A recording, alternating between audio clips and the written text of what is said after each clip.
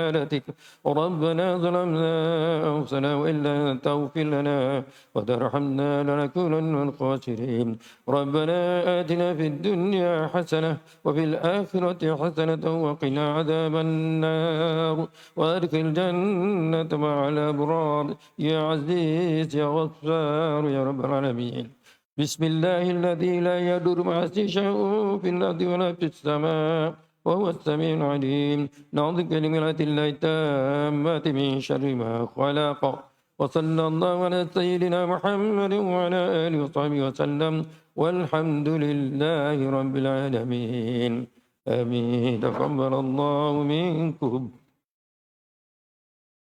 صلى الله على محمد صلى الله عليه وسلم صلى الله على محمد صلى الله عليه وسلم اللهم صل وسلم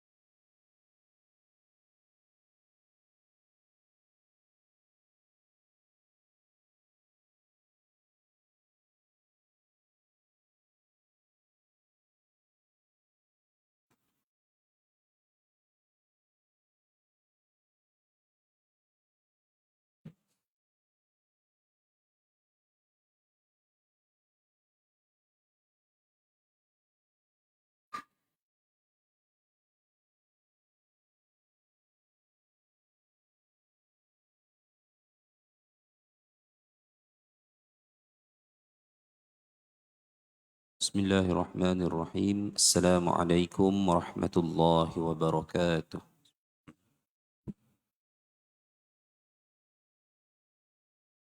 الحمد لله رب العالمين وبه نستعين الصلاة والسلام على النبي الأمين نبينا محمد وعلى آله وصحبه أجمعين رب اشرح لي صدري ويسر لي أمري واحلل عقدة من لساني يفقه قولي ولا حول ولا قوة إلا بالله أما بعد أيها المسلمون والmuslimat أعزني الله وإياكم hadirin muslimin muslimat yang berbahagia yang dirahmati lagi dikasihi Allah sekalian Alhamdulillah summa alhamdulillah kita panjatkan kesyukuran kepada Allah Azza wa Jalla pada pagi yang mulia ini dapat kita bertemu dalam himpunan kuliah subuh kita bagi bulan September 2023. Hadirin mati Allah sekalian, pada pagi ini kita melihat satu tajuk yang seterusnya iaitu bab yang ke-36 berkenaan dengan doa menghadapi musuh dan penguasa. Mungkin jarang kita dengar ada bab ini ya. Doa menghadapi musuh dan penguasa. Baik. Ucapan penulis penguasa, yakni orang yang mempunyai kekuatan dan kekuasaan. Iaitu setiap orang yang mampu mengalahkan dan menundukkan manusia. Cuma dalam Islam ini hadirin sekalian, dalam hadis ya, ketika Nabi berbicara bab ataupun soal penguasa itu, Nabi menyifatkan manusia akan berhadapan dengan dua jenis penguasa. Sama ada penguasa yang memenuhi pemerintahan dan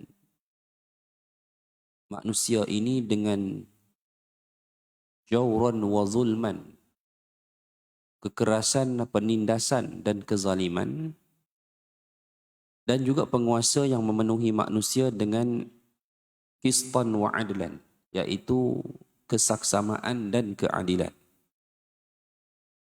Begitu kita lihat di zaman awal Bani Israel, Nabi Allah Yusuf alaihi salam, rajanya di Mesir pada masa itu dipanggil Al-Aziz, istilah dia. Okey. Al-Aziz. Itu penguasa dia. Penguasa Yusuf bukan raja, tapi Yusuf merupakan seorang yang diangkat, mempunyai kedudukan yang dekat dengan raja. Dengan sifat yang ada pada Nabi Allah Yusuf alaihi salam itu hafizun alim. Hafiz, seorang yang pandai memelihara. Sebab itu duduk di jawatan perbendaharaan dan keterjaminan makanan, istilah moden lah. Sebab Nabi Yusuf tu jaga tentang makanan 7 tahun musim kemarau itu. Dan Mesir tidak pernah putus bekalan. Ya. Yang keduanya, alim. Nabi Yusuf punya ilmu dalam apa yang dipertanggungjawabkan ke atas baginda. Juga dengan dua sisipan, sifat lain yang Allah nyatakan dalam Al-Quran, qawiyyun amin. Seorang pemimpin dia mesti qawi, dia ada satu kekuatan diri dia. Sama ada jati diri dia maupun kekuatan untuk menangkis elemen-elemen serangan luar. Dan amin, mesti amanah. Amanah tanpa kekuatan, dia boleh dipergunakan oleh orang lain. Kekuatan tanpa amanah, dia boleh melingkupkan harta negara yang ada. Maka Nabi Yusuf menempati satu tempat yang tinggi dalam kerajaan Mesir. Rajanya pada masa itu disebut sebagai Al-Aziz. Ya. Rajanya beriman pada waktu itu. Syariatnya masa itu masih lagi syariat Nabi Allah Ibrahim alaihi salam. Ya. Harus diingat, Bani Israel belum diiktiraf atau dipanggil sebagai Ahlul Kitab pada waktu itu kerana Musa belum diutuskan. Ya. Musa pun pada peringkat awal pun syariatnya masih Nabi Ibrahim. Dan ianya berubah setelah Allah Ta'ala turunkan Taurat sebagai isyarat kepada ataupun sebagai mesej kepada bermulanya syariat khusus yang baharu bagi Bani Israel. Tetapi tidak selama-lamanya keluarga Al-Aziz itu menjadi pemerintah di Mesir. Kerana beberapa tahun selepas itu, hadirin sekalian, kalau kita refer kepada zaman Nabi Allah Musa alaihi salam sekitar 1500 tahun sebelum Masihi. Adapun Nabi Yusuf ini sekitar 2000 tahun sebelum Masihi. Jaraknya lebih kurang dikatakan dalam tempoh 500 tahun atau kurang lah. Lahir Nabi Allah Musa alaihi salam. Tapi Nabi Allah Musa alaihi salam, pemerintah Mesir pada waktu itu bukan lagi legasi keluarga Al-Aziz itu. Dia dah bermula zaman penjajahan satu bangsa luar ke atas Mesir. Iaitu keluarga Ramsis yang dipanggil sebagai Fir'aun itu.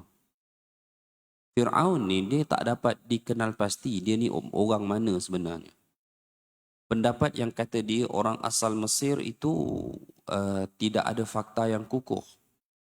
Sebaliknya ada kemungkinan mereka ini adalah daripada suku Anglo-Saxon sebenarnya yang datang menjajah utara Afrika masuk membina kerajaan di Mesir. Ya. Sebab tu orang buat kajian dia punya structure skull Fir'aun yang jumpa tu dengan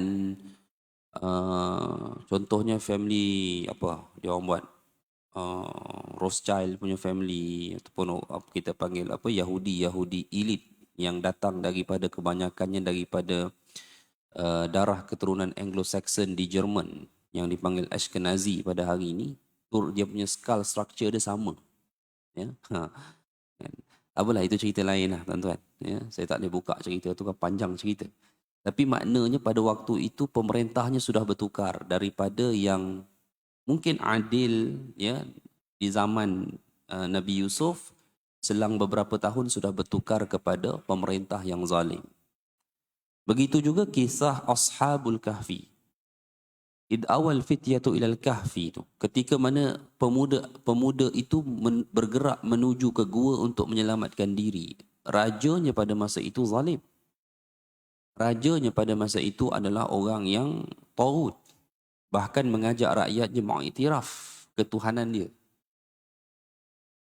300 tahun Allah tidurkan pemuda-pemuda itu bangkit semula dalam keadaan rajanya beriman. Ya. Dan mungkin mereka menyangka pada masa itu rajanya masih orang yang sama kerana mereka menganggap tidur mereka hanyalah sekadar satu hari, yauman au ba'da yaum, atau setengah hari. Seterusnya hadirin sekalian, di zaman Nabi SAW, zaman Nabi diutuskan penguasa Mekah daripada kalangan orang yang zalim, melakukan pelbagai penindasan terutamanya kepada golongan bawahan. Ini pembesar-pembesar musyrikin Mekah.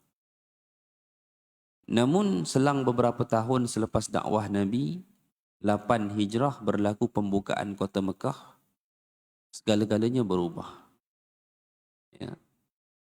Abu Sufyan yang pada masa itu memeluk Islam dikekalkan oleh Nabi sebagai ketua pemerintah di Mekah. Menjadi seorang yang adil dalam pentadbirannya. Maka pentadbiran ni hadirin mati Allah sekalian, dia silih berganti. Daripada satu pihak ke satu pihak, dari satu legasi ke satu legasi yang lain. Ada yang Allah angkat daripada kalangan orang yang adil, ada kalangan yang Allah angkat daripada orang yang zalim.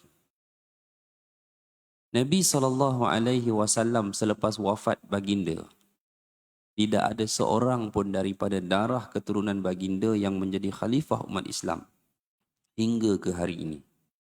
Tak pernah ada. Ada sekejap lah Al-Hasan, tapi tidak official kerana Al-Hasan dibai'ah hanya di Iraq dan memegang jawatan itu pun hanya sekadar 6 bulan sebelum ia menyerahkan secara rasmi tampuk pemerintahan kepada seteru utama ayahnya, Muawiyah bin Abi Sufyan. Bermulalah legasi sejarah keluarga yang tuan-tuan panggil sebagai Bani Umayyah di Damaskus, Syria. Mana tengok Nabi sendiri pun, walaupun seorang Nabi, dah 1400 tahun tak ada seorang pun keturunan Nabi pernah jadi khalifah. Walaupun Allah tetap beri, sebelum menjelang hari kiamat, akan dibangkitkan seorang lelaki dari keturunan Nabi menjadi khalifah umat Islam yang mendapat petunjuk. Sebab itu dalam hadis beliau disebut sebagai Al-Mahdi, yang bermaksud yang mendapat petunjuk. Jadi pemerintahan ni dia beginilah tuan-tuan sifat dia. Sebelum kita pergi lebih jauh, kita perlu beriman bahawa pemerintahan ini Allah gilirkan. Ya, antara manusia daripada kalangan orang yang soleh, balik kepada orang yang zalim, dan putarannya begitulah. Ya, sampailah berlakunya kiamat. Namun ada satu perkara yang kita perlu fahami tuan-tuan. Dalam Islam, ya, dia tidak ada satu ajaran ataupun suatu kaedah rakyat dalam sesebuah pemerintahan itu bangkit membunuh atau menjatuhkan pemerintah dia. Okey, ini kena clear. Ini salah faham ni banyak berlaku tuan-tuan. Baru je kuliah maghrib. 3 malam berturut-turut kuliah maghrib saya tanya soalan yang sama ke tempat saya kuliah. Boleh tak satu-satu rakyat itu bangkit membunuh atau menggulingkan pemerintah dia yang zalim walaupun pemerintah dia Muslim? Beberapa jemaah yang duduk dengar angguk dengan confident. Sebab apa? Sebab saya tanya, boleh tak bangkit bunuh atau gulingkan pemerintah dia sekalipun Muslim tetapi kerana pemerintah dia zalim? Angguk. Salah. Ini adalah perkara yang tidak pernah dididik atau diajar oleh Islam.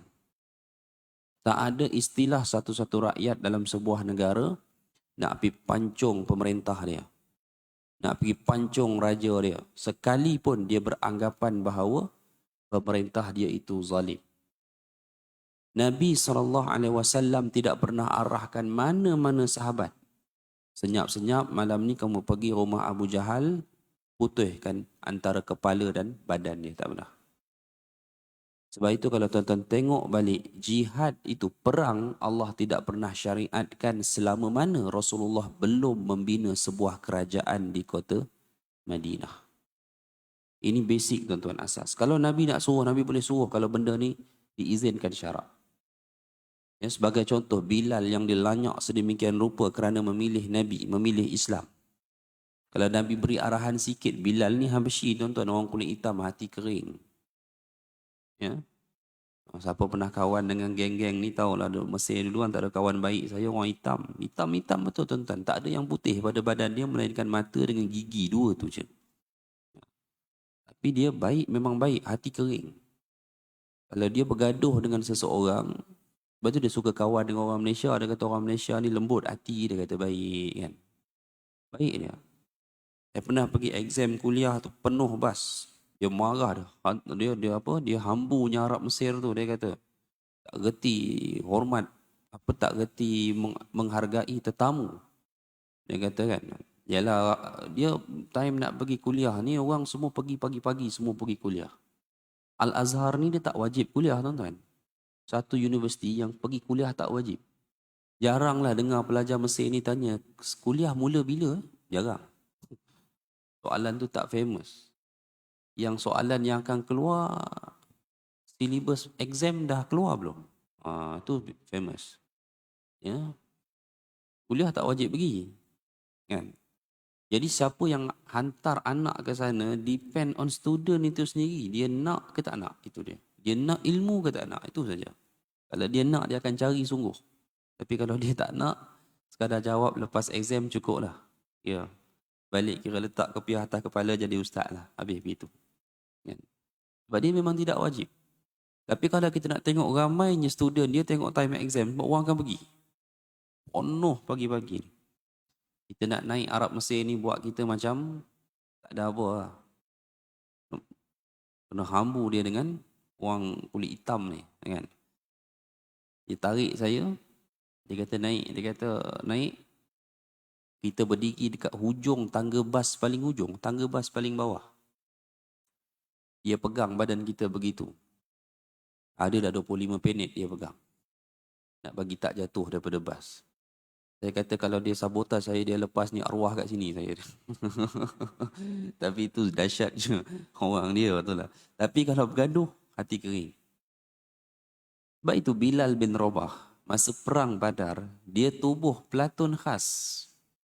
Dalam angkatan perang Badar tu tak ramai Muslim, 300 lebih ya.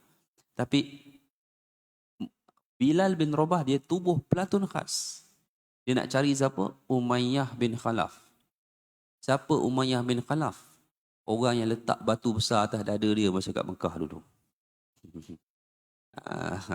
Dulu kawan tu ingat, kawan tu pukul lanyak Bilal. Dia ingat Bilal macam tu je. Dia tak pernah fikir yang satu hari Bilal dapat kuasa. Mati Umayyah bin Khalaf dalam perang itu. Tapi Rasulullah tak pernah arah Bilal bin Rabah atau mana-mana sahabat, kamu pergi bunuh Abu Jahal apa semua, tak pernah. Tak pernah.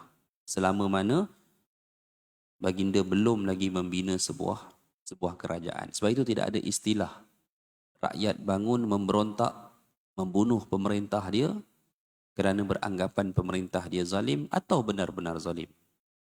Di zaman moden Libya membuktikan Muammar Gaddafi dibunuh dengan kebangkitan rakyat dia sendiri. Libya tak jadi apa sampai ke hari ini. Iraq menyaksikan cerita yang sama. Saddam Hussein dan Muammar Gaddafi ini wataknya sama. Berjaya difilmkan oleh Barat sebagai watak Fir'aun moden di tanah Arab. Menyebabkan rakyat dia bangkit, pi gulingkan, beri kerjasama untuk gulingkan Saddam. Iraq tak jadi apa sampai ke hari ini. Bashar Assad, tak ada siapa kata dia baik. Saya sendiri kata dia zalim. Vladimir Putin yang support kerajaan dia pun kata dia zalim. Tapi itu sebab faktor geopolitik dia support lah. Memang dia zalim. Dia zalim dengan rakyat yang dilihat menentang dia. Itu. Tapi dia tak pernah sekat Islam di Syria. Fakta tuan-tuan. Kalau dia sekat Islam di Syria, tidak ada ustaz-ustaz kita yang boleh belajar di Syria selama ini. Ya. Puluhan ma'had universiti di sana dibuka ruang untuk belajar. Zaman Bashar Assad. Cuma dia strict daripada segi politik. Jangan lawan saya. Itu je. So, siapa yang terlibat dan dilihat mengikut kepada agenda yang menentang dia, makan tak cukup lah jawab dia. Itu Bashar Assad, cara dia pertahankan kerajaan dia. Zalim. Bapak dia pun sama juga. Ya, mula-mula orang tengok Hafiz Assad, bapak dia lagi zalim. Naik dia nampak okey sikit. Tapi silap dia di mana rakyat Syria bangkit. Mengangkat senjata, pergi gulingkan kerajaan sendiri. 12 tahun berlalu, apa tak jadi. Sebab apa? Perkara ini tidak menepati apa yang diajar ataupun digaris pandukan oleh Islam. Sebab tu sampai kesudah, Syria tidak akan dibebaskan oleh rakyat dia sendiri. Percayalah. Melainkan melalui jalan syarak. Apa dia? Sebuah kerajaan lain yang berdaulat, yang sah, datang membebaskan wilayah tersebut. Ya, sebab itu pemerintah ini boleh digulingkan melalui peperangan daripada sebuah wilayah kerajaan yang lain. Sebab itu macam mana Nabi gulingkan kerajaan-kerajaan lain. Waktu itu Nabi jatuhkan kerajaan-kerajaan lain di semenanjung tanah Arab yang punyai impian untuk menghancurkan kerajaan Madinah. Nabi sebagai ketua kerajaan di Madinah datang memerangi kerajaan-kerajaan kabilah lain. Itu sistem yang betul. Okay? Dia bukan sistem kaedah rakyat dalam wilayah itu sendiri bangkit menentang. Walaupun sekalipun pemerintah itu zalim. Apatah lagi pemerintah yang dianggap zalim. Karena ada orang pemerintah yang dia dianggap zalim. Hakikat dia tidak begitu. Kerana apa dia dianggap zalim? Kerana musuh kepada pemerintah itu berjaya untuk memainkan peranan supaya rakyat dia menganggap pemerintah itu zalim. Sebagai contoh, tuan-tuan tengok. Ali bin Abi Talib mati dibunuh ketika keluar menunaikan solat subuh di Iraq, Kufah. Siapa yang bunuh dia, tuan-tuan? Cuba baca sejarah. Yang bunuh Ali adalah Abdurrahman ibn al-Muljam. Qari, seorang pembaca Al-Quran, seorang guru Al-Quran. Al-Hafiz, seorang penghafaz Al-Quran. Yang kerap mengajar Al-Quran, kerap membaca ayat-ayat Al-Quran, bertindak pada akhirnya membunuh Ali bin Abi Talib. Tuan-tuan rasa ketika Abdul Rahman bin Muljam bunuh Ali, dia anggap perbuatan itu betul ke salah? Dia akan anggap perbuatan itu betul. Ya, dia akan anggap perbuatan itu betul dan dia yakin Ali zalim. Ali tak ikut ayat Allah. Baik, kita kena baca daripada sejarah ni kita belajar. Hadirin sekalian. Ceritanya pada waktu pemerintahan Ali ini hampir 10,000 ahlul Quran. Tuan-tuan. Ahlul Quran, fakta, bukan orang biasa, ahlul Quran. Orang yang boleh melontarkan ayat Al-Quran, dalil ketika mereka bercakap, ketika mereka berbahas. Mereka keluar dan mereka bertindak untuk keluar daripada ketaatan pemerintahan Ali bin Abi Talib. Ali tengok, Ali beri peluang pertama. Ali menghantar sepupunya Abdullah ibn Abbas pergi jumpa mereka. Debate dengan mereka. Majoriti 90% taubat. Mereka berundur daripada gerakan itu. Tinggal 1,000 lebih tegar. Bila mereka tengok hari ke hari, minggu ke minggu, bulan ke bulan, kekuatan mereka semakin melemah. Orang yang support mereka untuk tumbangkan Ali sedikit demi sedikit mengundur diri. Hari ke hari, bulan ke bulan, Ali tak tumbang-tumbang. Apa mereka buat? Hadirin sekalian, mereka buat kekacauan dalam wilayah pentadbiran Ali. Dengan harapan supaya rakyat semua keluar, bangkit, gulingkan Ali kerana mereka merasakan Ali tak layak lagi untuk mentadbir mereka, memimpin mereka. Rakyat tak keluar-keluar pada waktu itu. Akhirnya apa mereka buat? Mereka buat kekacauan demi kekacauan, menimbulkan keadaan yang tidak aman dalam wilayah tersebut. Ya, kekacauan macam-macam sampai mereka melakukan rompakan dan sebagainya. Sampai rakyat pada waktu itu dah tak berani nak keluar rumah dan sebagainya. Sebab mereka melakukan hal tersebut sehingga ada isteri seorang sahabat yang syarat mengandung dibunuh dengan anak-anak dia sekali. Tanpa sebab. Berlakunya Ahlul Quran. Hadirin sekalian. Bacalah sejarah. Menyebabkan Ali memutuskan untuk menghantar satu batalion tentera memerangi mereka dan terjadilah sebuah peperangan yang dipanggil Nahrawan. Peperangan Nahrawan. Memerangi 1,000 lebihnya. Ya. Mati belaka tuan-tuan mereka ni. Hampir keseluruhannya berjaya dibunuh. Dalam gelimpangan mayat mereka, Ali cek seorang-seorang dekat lengan dia. Sampai sahabat pun pelik. Apa yang Ali cari ni? Kan? Biasanya orang tengok kalau ke zaman sekarang pakai rantai jenis darah. Kan? Dengan askar ni. Dia tak, dia cari satu tanda kat tangan. Dia cari seorang pelik Ali. Sampai Ali jumpa satu orang ada tanda betul kat tangan dia. Ali sujud. Ada sahabat pelik. Sahabat tanya kepada Nabi, kepada Ali, apa yang kau lakukan?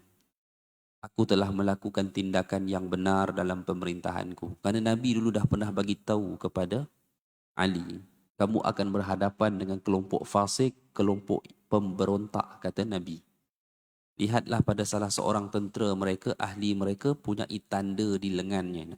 Ali jumpa. Lepas itu Ali sujud syukur kepada Allah, beliau telah buat tindakan yang betul. Beberapa orang sahaja terlepas daripada serangan itu, termasuklah Abdul Rahman Ibn Muljam tadi, yang akhirnya bertindak membunuh Ali bin Abi Talib.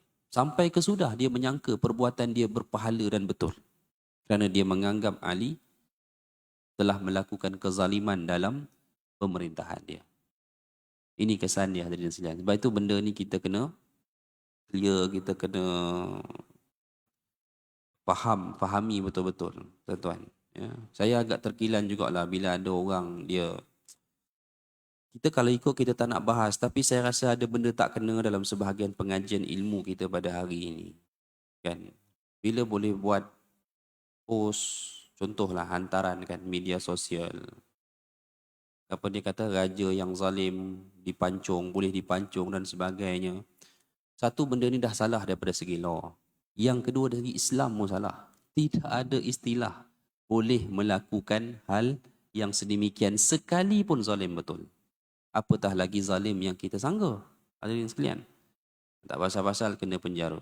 Saya bukan apa, takut-takut benda ni kalau kita tak clear. Kerana kita terbaca di media, ia membaca Quran sebelum hukum dijatuhkan. Itu tak memberikan judgement dia benar. Ini boleh jadi satu fitnah besar kepada umat Islam. Hanya kerana mungkin dia membaca Al-Quran sebelum hukum dijatuhkan, maka kita kata dia betul dan dia telah berjihad. Tidak ada istilah jihad pada soal itu, hadirin mati Allah sekalian. Sesuatu rakyat yang mendapati sekiranya benar pemerintah dia zalim, jihad bagi rakyat pada masa itu adalah kesabaran. Kerana apa? Kerana tindakan membunuh atau menjatuhkan dia akan memberikan implikasi mudarat yang lebih besar, yang pertama. Dan yang kedua, tidak ada satu-satu kerajaan atau pemerintah itu yang Allah kekalkan selama-lamanya, tak ada. Pemuda Al-Kahfi pun pada masa itu mereka mengambil keputusan lari keluar menyelamatkan diri. Mereka boleh merancang pembunuhan untuk membunuh raja yang taghut itu. Mereka tak buat. Pemuda yang beriman, yang mengetahui, yang maklum tentang hukum hakam garis panduan yang ditetapkan dalam agama. Hadirin mati Allah sekalian. Sebab itu dah dalam Islam ada doa menghadapi musuh dan penguasa. Yang sekiranya terutamanya jika penguasa itu adalah seorang yang zalim. Hadirin sekalian. Doa pertama diriwayatkan oleh Al-Imam Abu Daud. Hadis dinilai sahih oleh Al-Hakim dan Az-Zahabi. Allahumma inna naj'aluka fi nuhurihim wa na'udzubika min syururihim. Ya Allah, sesungguhnya kami menjadikan engkau di leher-leher mereka dan kami berlindung kepadamu dari kejahatan mereka. Pernah baca tak doa ni? Kunut nazilah. Ya, Tapi mungkin kita baca tu mungkin bunyi dia lain sikit lah. Allahumma inna naj'aluka fi nuhuri a'da'ina wa na'udzubika min syururihim. Kan Allahumma badid syamlahum wa syattid kalimatahum apa semualah. Ya, kami jadikan engkau di leher-leher mereka ya Allah kan. Begitulah, dan kami berlindung dengan daripada kejahatan mereka. Baik. Kita boleh baca doa ni. Tuan-tuan, Nabi baca doa ni pada siapa? Ya. Kita baca dulu. Sahabat yang meriwayatkan hadis ini adalah Abu Musa Al-Ash'ari radhiyallahu anhu. Di awal hadis disebutkan bahawa Nabi merasa khawatir terhadap ancaman suatu kaum kafir.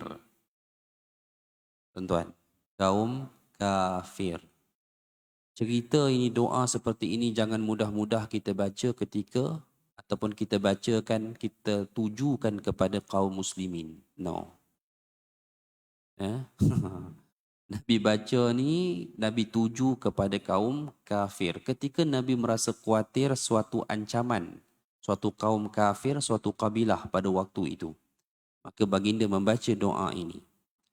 Sabda baginda, naj'aluka fi nuhurihim. Kami jadikan engkau di leher-leher mereka. Ya. Atau dikatakan ja'altu fulanan fi nahril aduwi. Aku menjadikan seseorang di leher musuhku, maksudnya. Yakni aku menjadikan fulan, seseorang berada di depan dan sejajar dengan musuh. Dalam hadis di atas hanya disebutkan kata leher sahaja kerana saat bangkit untuk berperang, musuh itu selalu menghadap dengan lehernya. Artinya kami mohon kepadamu agar engkau menjaga kami dari arah yang hendak mereka gunakan untuk mendatangi kami. Sebab perang zaman Nabi memang perang antara kaum muslimin dengan kafir. Dia tak ada dengan kelompok lain, hadirin sekalian. Peperangan antara muslim sama muslim hanya berlaku di era sahabat. Pertempuran dua pihak kaum muslimin, mati puluh-puluh ribu, hanya berlaku di zaman sahabat. Tetapi kalau tuan-tuan memang detail dengan sejarah, tuan-tuan boleh lihat berapa orang sahaja sahabat yang terlibat. Majoriti mereka yang terlibat bukannya sahabat. Sebab itu kita baca daripada kisah Uthman. Macam mana pemerintahan Uthman berakhir? Digulingkan oleh kaum muslimin. Yang guling dan membunuh Uthman itu bukan orang kafir, kaum muslimin. Majoritinya adalah orang-orang Badui, Islam yang datang daripada Kufah, Iraq dan juga Mesir, Kahirah. Walaupun di sana sebenarnya mereka ni terfitnah oleh hanya beberapa individu sahaja yang merancang untuk menamatkan pemerintahan Uthman. Uthman memang tak strict macam Umar dalam pemerintahan, tetapi kejayaan Uthman dalam pentadbiran jauh mengatasi Umar, terutama dalam perluasan wilayah Islam. Dan dia punya indikator kejayaan itu sehingga Masjid Nabawi binaan Nabi itu demolish, roboh habis. Macam tuan-tuan robohkan binaan surau lama ni. Dulu kan sana, meskipun dah lupa dah. Tak ingat dah. Dulu surau tuan-tuan nampak naif, kecil ya kan. Demolish habis. Tak ada dah. Bukan kita tambah-tambah, roboh habis, buat baru. Inilah zaman Uthman buat. Jadi indikator dia begitu. Nasib tuan-tuan je solat Jumaat tak ada dah. Jadi kat depan tadi baca dah parking kan, dah tak ada solat Jumaat. Biasa banner naik solat Jumaat bermula, dia solat Jumaat berakhir. Kan? Tapi mana orang tengok, zaman Uthman masjid buat baru, satu indikator utama kejayaan pemerintahan dia. Dan umat Islam pun semakin ramai. Mereka tak boleh biar Uthman terus menjadi pentadbir. Mereka ni duk rancang menggunakan umat Islam sendiri agar orang melihat Uthman tidak disukai oleh umat Islam sendiri. Itu mereka datang berguling dengan Uthman sehingga berlakunya pembunuhan ke atas Uthman ibn Affan. Itu pun hari ini sekalian, tuan-tuan. Sebenarnya ramai sahabat yang datang nak pertahankan Uthman. Dengan pedang-pedang mereka, maknanya kita nak pertahankan kamu. Sebagai seorang khalifah, pemerintah kaum muslimin, kami nak pertahankan. Maknanya sanggup matilah. Uthman tolak. Hatta Ali yang dikatakan suka dengan pembunuhan Uthman. Fitnah tuan-tuan. Fitnah bukan betul lah benda tu. Tapi Ali itu yang dikatakan dituduh begitu pernah menghantar Al-Hasan dan Al-Husain untuk dikorbankan. Ya. Sekalipun nyawa mereka terkorban bagi mempertahankan Uthman ibn Affan. Insan yang Nabi kata malaikat malu dengan diri dia. Datang. Tapi Al-Hasan dan Husain tawar pertolongan. Uthman kata tak apa. Pulanglah dia kata. Sebab apa tuan-tuan? Uthman seboleh-boleh tidak mahu berlaku pertempuran mata pedang dengan mata pedang yang kedua-dua hulu pedang itu dipegang oleh kaum muslimin. Sebab itu kita kena hati-hati baca doa-doa seperti ini dan sebagainya tuan-tuan kan. Apatah lagi dalam kita-kita yang hanya Allahu alam tuan-tuan bertempur mangkah sajalah zaman sekarang ni kan. Kan kita lawan pun calon 3-3 muslim. Kan. 2 parti utama, 1 bebas. Saya ingat tak payahlah kita sampai baca doa-doa kami jadikan engkau ya Allah di leher calon musuh kami, tak payahlah. Ya. Bukan cerita politik sangat tapi ini satu situasi tidak normal dan tidak baik. Judgement kita tuan-tuan kan. Mana politik ni, mana ada yang sempurna semua, mana ada yang salah semua. Itulah. Bertempurlah mengikut sistem perundangan peruntukan perlembagaan yang ada, tetapi kita tak payah sampai ke tahap yang demikian. Melainkan wilayah kita diancam oleh satu wilayah kufar, ya kita bersatu, kita bersama, kita baca doa ini mudah-mudahan Allah duduk di leher-leher mereka ketika kita berhadapan dengan mereka. Kalau itu berlaku. Baik. Hadirin sekalian, artinya kami memohon kepadamu agar engkau menjaga kami dari arah yang hendak mereka gunakan untuk mendatangi kami. Dan kami memohon perlindungan kepadamu dari segala apa yang mereka gunakan untuk menyerang kami. Ada beberapa keadaan semasa zaman hayat Rasulullah itu tuan-tuan, di mana sememangnya ada situasi yang Nabi SAW merasakan Madinah berada pada kedudukan yang amat kritikal. Sebab itu bila Nabi dengar kedatangan Rom kan. Rom ni bukan empire kecil. Arab bukan lawan dia pada masa itu daripada segi strength. Sebab itu Nabi sanggup bergerak daripada Madinah ke Tabuk. Nak berhadapan dengan Rom. Kekuatannya 6 kali ganda, 7 kali ganda tentera Madinah pada waktu itu. Dan Nabi tak pernah umum pada sesiapa pun tentang pergerakan itu. Cuma perang Tabuk tu tak jadilah. Sebab Maharaja Heraklius dia tak mau lawan dengan Nabi SAW kerana dia yakin Rasulullah itu memang seorang utusan Allah. Dalam situasi-situasi begitu, Nabi menyerahkan urusan-urusan mereka kepada Allah Azza wa Jalla. Allah takdirkan mereka tidak mahu berperang. Di Tabuk. Hari ini kalau tuan-tuan pergi Tabuk jadi Neom City ya. Kan, The Line. Tu bandar dalam kaca tu. Masa kat Tabuk ni tuan-tuan, Nabi pernah sebut kepada Muaz bin Jabal, sahabat. Tabuk dekat tempat Neom City tu sekarang. Nabi kata apa pada Muaz? Ya Muaz. Nabi kata, kalau umurmu panjang, kamu akan melihat tempat ini dibangunkan suatu hari nanti. Betul. Kan? Dan realitinya sudah pun terjadi pada hari ini. Jadi ya, banyaklah tempat-tempat bangun. Masuklah yang sekarang ni kalau famous ni Al-Ula kan. Kota Al-Ula tu. Saya sebut sikit lah tuan-tuan sebelum kita tamat ni. Al-Ula ni jadi sedang saya sebut kan. Orang banyak dah start travel banyak dah buat. Pergi sana lah. Pergi Al-Ula ni. Tuan-tuan akan dengar 2 pendapat. Ada yang tak bagi, ada yang bagi. Ada yang tak bagi, ada yang izin. Okey. Yang izin, hujahnya setakat ni saya dengar 2 lah. Yang pertama, kalau pergi tu dengan tujuan untuk melihat keinsafan. Macam tu. Tapi saya ingat pergi Al-Ula tak nampak insaf dah sekarang. Sebab dia dah jadi high class resort. Ya. Hotel Lara tu sekarang ni. Di Al-Ula tu antara tempat tarikan, attraction dia adalah The Mirror tu. The Mirror tu ada kaca binaan building kaca terbesar tu. Sekeping, besar. Tuan-tuan tahu tu tempat apa? Tu tempat konsert tu. 22 September 2022 tahun lepas, Saudi menyambut hari penubuhannya yang ke-90.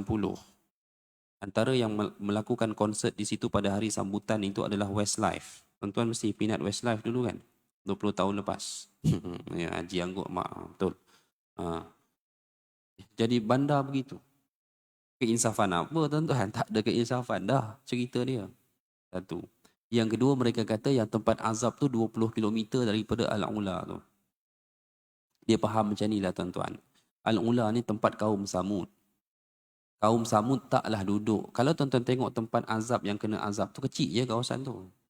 Fikir logik pun tahu takkanlah seramai-ramai kaum Samud hanya tinggal kat situ. Mereka ni diazab ketika mereka berhimpun satu majlis, tuan-tuan, kaum Samud ni. Macam kalau orang datang sambut hari merdeka ke apa ke dalam satu kawasan, kat situ kena habis. Tapi kawasan penempatan mereka tu, the whole kawasan Madain Soleh tu termasuk Al-Ula tu sampai tempat mereka sama jugalah. Sebab itu tempat tu termasuk daripada kawasan larangan juga sebenarnya. Ya. Tak tahulah, tapi ada je travel-travel yang saya tengok dalam TikTok sebagai ustaz-ustaz dia backup. Kan? Yalah, kalau travel dia memberikan keuntungan. Tapi pun tak tahulah kalau orang pergi Al-Ula ni bertambah hari ke. Sebab sekarang ni kalau orang pergi umrah standard 10 hari. 4 hari, 3 malam di Madinah. 6 hari, 5 malam di Mekah. Tapi kalau pergi Al-Ula je 1 hari habis. Tak tahulah kalau bertambah hari, biasanya bertambah kos. Kalau nak kurangkan kos, nak cut kos, kuranglah hari di Madinah. Dah 1 hari habis di Al-Ula. Kita bukan apa tuan-tuan, tempat tu tempat azab. Seperti mana kalau Allah boleh kekalkan kawasan itu, lapisan ozon ternipis di dunia, sebab mereka kan azab dia suara yang keras daripada langit tu. Mati belaka. Suara datang daripada langit tu, kajian buktikan sampai sekarang dia ada menjadi tempat lapisan ozon ternipis. Ya, kawasan itu. Ya, kalah di kutub utara. Ya. Kalau itu pun Allah boleh kekalkan sedang azab telah berlaku ribuan tahun, maka sebab itu kita mengelak untuk pergi, kita takut ada keberkatan diri kita yang ditarik kerana kita sampai ke tempat-tempat yang begitu. Ini kita kena maklumlah. Ini tempat-tempat yang pernah menjadi musuh Allah Ta'ala, musuh kepada Nabi yang diutuskan kepada mereka, dan Allah binasakan mereka keseluruhannya. Baik hadirin mati Allah sekalian. InsyaAllah satu lagi bacaan sebelum kita kita tamatkanlah 2 bacaan saja. Yang keduanya, Allahumma anta adudi. Ya Allah, engkaulah pemberi kekuatan kepadaku. Wa anta nasiri, engkaulah penolong bagiku. Bika ahul, dengan pertolonganmu aku bergerak. Wa bika asul, dengan pertolonganmu aku akan sampai. Wa bika uqatil, dan dengan pertolonganmu aku berperang. Ini doa-doa yang pernah dibaca oleh Nabi ketika berhadapan dengan musuh. Dan yang terakhir hadirin sekalian, ini kalimah yang menjadi teman bagi diri kita dalam sesuatu keadaan yang kita habis daya usaha dan tawakal kita, daya usaha kita dalam berhadapan dengan sesuatu keburukan. Dipetik daripada satu ayat Al-Quran, hasbunallah wa ni'mal wakil. Habislah. Kan demikian. Bacalah yang itu. Hasbunallah, cukuplah untuk Allah untuk kami. Ya. Wa ni'mal wakil, yang mana Allah adalah sebaik-baik tawakal. Habis. Jadi kita baca tu, hasbunallah wa ni'mal wakil. Tuan-tuan bawa kereta antik yang rotek pun tak ada. Kan? Semua tak ikut spek, roadblock. Dia PJ pula, polis trafik boleh tahan lagi. Dia PJ pula, apa yang tuan-tuan boleh baca ketika saat menghampiri 50 meter terakhir sebelum sampai ke roadblock. Hasbunallah wa ni'mal wakil. Kan dia tengok. Tuan Haji lah, Haji duduk surau Munawarah lagi. Masih lagi, begitulah, sambil-sambil begini. Elok-elok Haji ya. InsyaAllah. Kan, saya saman ni, kan susah pula kan. Tak apalah Haji ni. Kan. Budi bicara. Kan. Kes, hasbunallah wa ni'mal wakil. Itulah. Itulah yang terakhir yang kita boleh sematkan dalam diri kita. Ya, terutamanya ketika kita menjadi golongan yang mungkin diuji dengan kezaliman pemerintah. Tapi alhamdulillah hadirin mati Allah sekalian, ya. Kita hingga saat ini, ya, alhamdulillah Allah kekalkan dalam nikmat kebaikan, keamanan, dan yang paling penting tuan-tuan, kita belum pernah lagi sepanjang hidup kita berhadapan di wilayah kita dengan pemerintah yang menyekat. urusan agama dan ibadah kita tak ada. Mana pernah tak ada. Ini fakta dia tuan-tuan. Ya, sebab itu kita lihat kita sehingga ke hari ini kita dapat beribadah, beragama dengan suasana yang cukup kondusif. Ya, kalau kita compare dengan negara lain, hatta negara Arab sendiri pun tuan-tuan, saya ingat tempat kita ni jauh, inisiatifnya jauh lebih baik daripada apa yang ada di tempat mereka. Apatah lagi kalau dihitung dari segi jumlah jemaah. Jemaah ni tuan-tuan kalau di Lembah Kelang ni, Allahu Akbar. Tak jumpa situasi ni dekat tanah Arab. Saya duduk Mesir di tengah-tengah kota Kahirah. Mana ada solat subuh? Macam tadi punya sampai saf. Ya tak apalah walaupun campur dengan belajar tahfiz. Tapi tak ada situasi itu di tanah Arab. Baik saya duduk di Jordan, baik saya duduk di Saudi, di Mesir. Tak ada. Tapi itulah suasana yang dapat kita bina dari tahun ke tahun, dari tahun ke tahun. Ya, atas inisiatif kita untuk terus mengimarahkan rumah Allah ini. Jadi insya-Allah hadirin sekalian sampai sini dululah ya bicara kita. Insya-Allah bulan hadapan ya masih ada lagi sambungan di bawah tajuk doa orang yang takut akan kezaliman penguasa. Wallahu taala alam. Semoga Allah memberikan manfaat bagi pertemuan kita pada pagi ini. Insya-Allah sekadar itu dulu. Mohon maaf atas segala kekurangan. Aqulu qawli hadza wa astaghfirullah. Assalamualaikum warahmatullahi wabarakatuh.